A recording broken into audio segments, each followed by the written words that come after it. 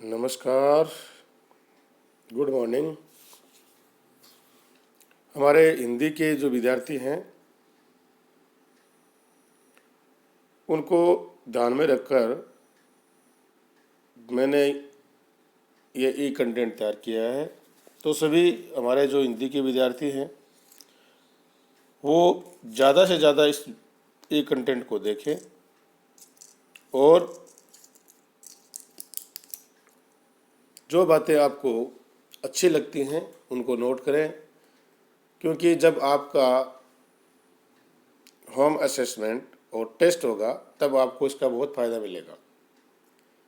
तो आज का हमारा जो टॉपिक है वो है गोइंग कंसर्न कॉन्सेप्ट, चालू व्यापार की अवधारणा।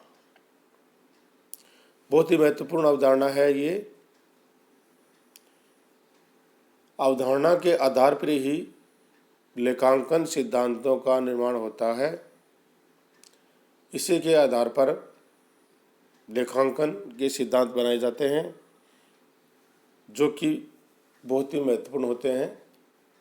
इसलिए ज़रूरी है कि आपको इन अवधारणाओं के बारे में पूरी जानकारी हो ताकि आपको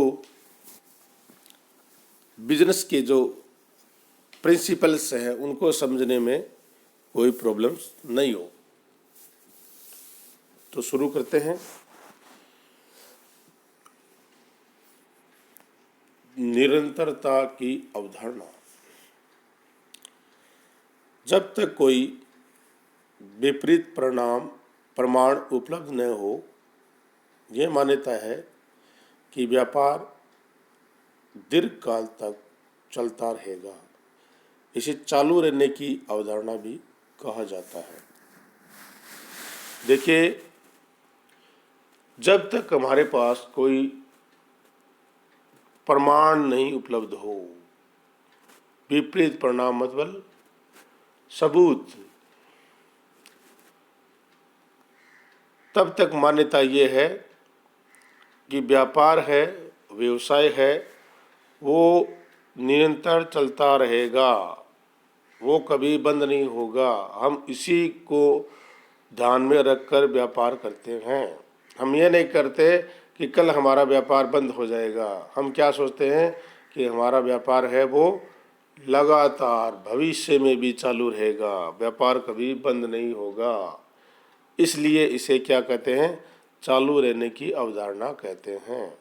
अर्थात सामान्य मान्यता ये है कि संस्था निरंतर चलती रहेगी, अर्थात बिजनेस है वो भविष्य में भी चलता रहेगा, कभी बंद नहीं होगा, जब तक कि कोई कारण विपरीत स्थिति प्रकट ना करे। जब तक हमारे पास कोई ऐसा सबूत नहीं हो कि हमारा व्यापार बंद होने वाला है, तब तक हम इसी मान्यता के आधार पर अपने ट्रांजैक्शन रिकॉर्ड करते हैं in the book of business.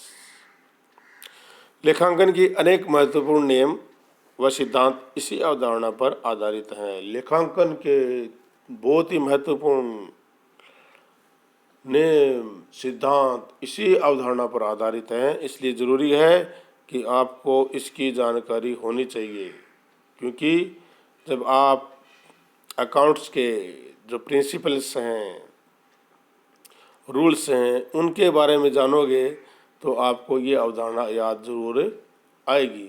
इसलिए आप इनके बारे में पूरा ध्यान से सुने और समझें।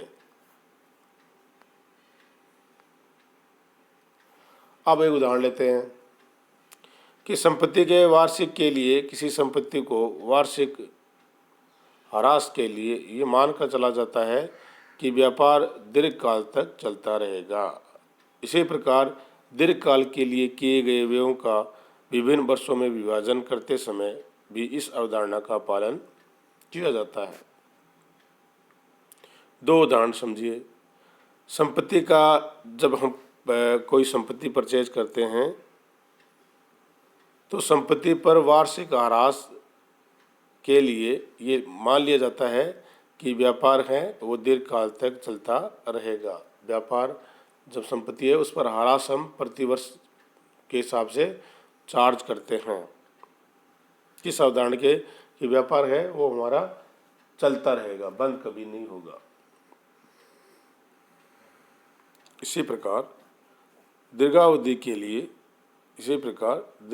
के लिए किए गए व्ययों का विभिन्न वर्षों में विभाजन करते समय भी इसी अवधारणा का पालन किया जाता है। इसी प्रकार हम क्या करते हैं, दीर्घकाल में कोई खर्चे करते हैं तो उनका विभाजन भी हम इसी अवधारणा के आधार पर करते हैं कि व्यापार है उसका जो हम खर्चे आज कर रहे हैं उनका लाभ हमें भविष्य में मिलेगा, जिसे हम प्रीपेड एक्सपेंसेस बोलते हैं। स्थायी संपत्तियों पर मूल्यह्रास की गणना में संपत्ति के उपयोगी जीवन काल को ध्यान में रखा जाता है।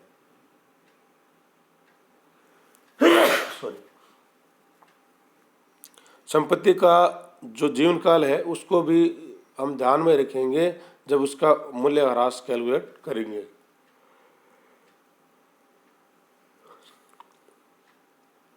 तथा बैलेंस शीट में स्थायी संपत्ति इसी आधार पर अपलिफ्ट मूल्य पर, रिटर्न डाउन वैल्यू पर दिखाई जाती है। हम उसमें से उसकी कॉस्ट में से क्या करते हैं, डेप्रिसिएशन घटाते हैं, फिर बैलेंस शीट में उसको शो करते हैं। किस अवधारणा के आधार पर कि व्यापार हमारा है वो चालू रहेगा। अमूर्त संपत्तियों जैसे ख्याति, गुडविल, पेटेंट आदि को तथा अस्थगित व्यय खर्चे जो हमने कर दिए लेकिन आगे तक वो चालू रहते हैं। अस्थगित व्ययों जैसे बाहरी विज्ञापन व्ययों को भी इनकी उपयोगिता के आधार पर प्रतिवर्ष अपलिखित किया जाता है। जो हम खर्चे कर देते हैं उनको हम प्रतिवर्ष के आधार पर राइट ऑफ करते हैं। जैसे गुडविल है, गुडविल के खर्चे हैं, और पेटेंट जो हमने कोई करवा लिया है, बाहरी विज्ञापन हमने कोई कर दिया है बिजनेस का, तो उनके खर्चे हम एक साल में उसी साल चार्ज नहीं करते हैं, उनको हम नेक्स्ट ईयर अलग अलग साल चार्ज करते हुए अपलिखित करते हैं। यदि लेखांकन में ये अवधारणा नहीं होती तो लेखापाल को भी प्रतिवर्ष स्थायी संपत्तियों को बाजार मूल्य ज्ञात करना पड़ता। क्या करना पड़ता, ये अवधारणा नहीं होती स्थायी संपत्तियों को क्या करना पड़ता, लेखापाल को जो अकाउंटेंट है उसको प्रतिवर्ष चालू बाजार मूल्य ज्ञात करना पड़ता, जिससे कि लेखों में व्यक्तिपरकता आ जाती, मतलब उसमें दोष आ जाते। व्यक्ति है वो अपने हिसाब से इसका मूल्यांकन करके बैलेंस शीट में संपत्तियों को दिखाता, जो कि लेखांकन का उद्देश्य पूरा नहीं कर पाता। जो कि लेखांकन जो हमारा मुख्य उद्देश्य है कि हमारे लेखांकन इसलिए किया जाता है ताकि व्यापार में शुद्धता रहे, कोई भी व्यक्तिपरकता की बात उसमें नहीं आए। किंतु इस तथ्य के प्रमाण उपलब्ध हैं कि व्यापार एक निर्धारित अवधि तक ही चलेगा तो निरंतरता की अवधारणा कार्यशील नहीं होगी। यदि आपके इस बात के प्रमाण उपलब्ध हैं कि व्यापार है वो 10 साल के लिए ही चलेगा, तो ये व्यापार की जो चालू व्यापार की अवधारणा है, गोइंग कंसर्न कॉन्सेप्ट, वो क्रियाशील नहीं होगा। लेखांकन उस निर्धारित अवधि को ध्यान में रखते हुए किया जाना चाहिए। लेखांकन की जो अवधारणा है उसको ध्यान में रखते हुए किया जाना चाहिए तथा व्यापार के लेखों के इस गुण को वित्तीय विवरणों आदि से स्पष्ट कर दिया जाता है। व्यापार के जो है लेखे के इस गुण को वित्तीय विवरणों में आदि में स्पष्ट कर दिया जाना चाहिए। यद्यपि ये मानकर चला जाता है कि व्यवसायिक काल तक चलता रहेगा, व्यवसाय है वो दीर्घ काल तक चलता रहेगा, फिर भी लेखा विवरण या प्रतिवेदन सामयिकी आधार पर तैयार किए जाते हैं। सामयिकी आधार पर तैयार किए जाते हैं। इसका प्रमुख कारण ये है कि भविष्य में यदि किसी व्यवसाय का समापन हो, भविष्य में कोई व्यापार है उसका समापन हो अथवा व्यवसाय को बेचना पड़े तो व्यवसाय का वर्तमान मूल्य प्राप्त हो सके। इसके लिए अतिरिक्त व्यवसाय क्रियाएं व व्यवहार किसी समय विशेष सम्मानित 1 वर्ष से संबंधित होते हैं।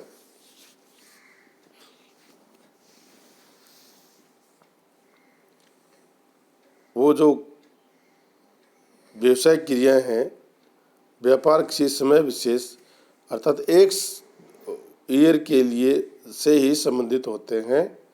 अतः आवश्यक है कि लिखे उसी समय उस समय विशेष से ही संबंधित हो। जो एंट्रीज है वो उसी समय विशेष से संबंधित हो, ताकि हमें पता चल सके कि ये जो अकाउंट्स हैं वो उस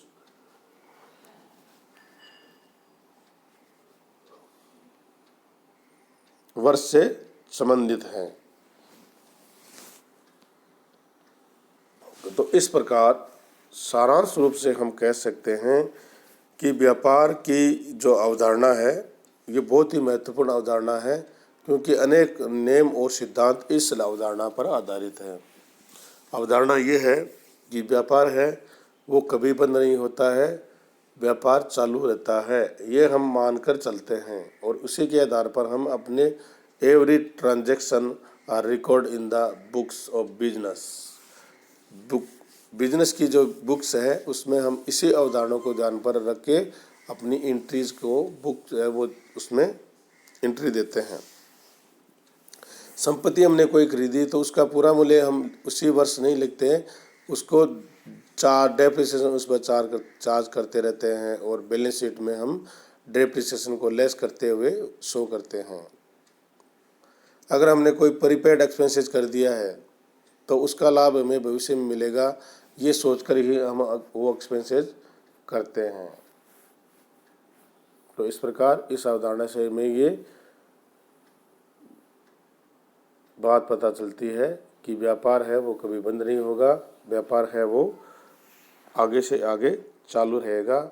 आप सबका बहुत बहुत धन्यवाद। आप सब इससे जो महत्वपूर्ण बातें आपको लगती हैं वो नोट करके रखिए, ताकि आपको भी इसका लाभ भविष्य में मिल सके, क्योंकि आपकी भी व्यापार की अवधारणा है वो आपकी जो स्टडी है उसकी अवधारणा ये है कि आपको आगे से आगे बढ़ता जाना है और देश के निर्माण में अपना योगदान देना है। थैंक यू, बहुत बहुत धन्यवाद।